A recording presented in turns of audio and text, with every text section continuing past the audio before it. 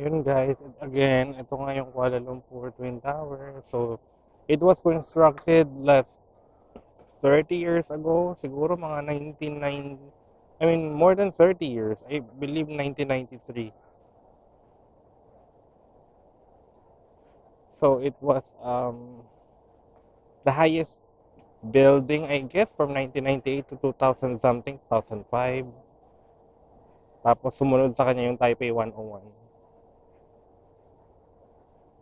And then of course, ang tallest building ngayon is ang Burj Khalifa, followed by the Merdeka 118 na nandito rin sa Kuala Lumpur.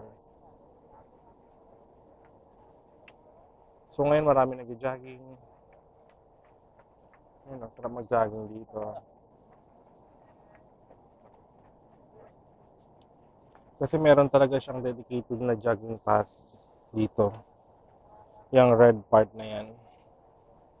So if you want to go for a jogging, just come here. Hindi. Mm. So yung mga kung gusto niyo kung gusto mo uminom dito, yan, may drinking fountain dito.